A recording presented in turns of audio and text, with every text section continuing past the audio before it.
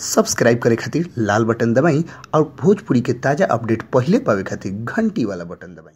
छपरा जिला भोजपुरी पर लोग के बहुत बहुत स्वागत बा। जी हाँ, 2 तारीख यानी शुक्रवार के दिन दो सबसे बड़ फिल्म रिलीज होता। बहुत भारी विवाद के बाद दोनों सुपरस्टार के फिल्म मार्केट में 2 तारीख के रिलीज हो रहा बा।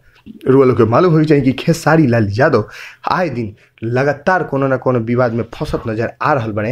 रुआ लोग देखनी कुछ दिन पहले गाली वाला मैटर चलल रहे, तो ओकरा बाद खेसारी लाल यादव पर हमला, इस टाइप के हर प्रकार के मैटर रोज रोज नया जन्म हो रहा बा। तो यही बीच में 2 तारीख के फिल्म रिलीज होता टे पवन सिंह के तबादला और खेसारी लाल यादव के दिलवाला।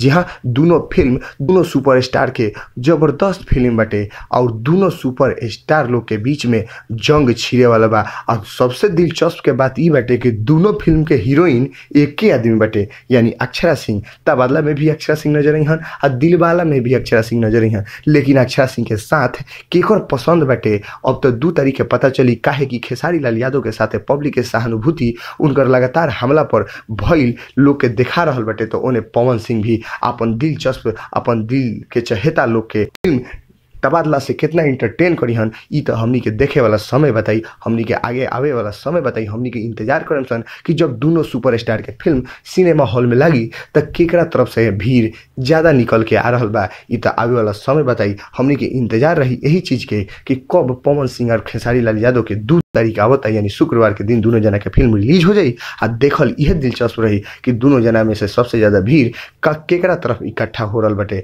हमनी के देखे खातिर इंतजार करम सन। बस 2 तारीख तक रुआ लोग भी दिल थाम के बैठे रही। तब तक रुआ लोग लाल बटन दबा के सब्सक्राइब करिए, अगर अभी तक सब्सक्राइब नहीं किए तो, घंटी वाला बटन दबा के सबसे तेज अपडेट पाई छपरा जिला भोजपुरी।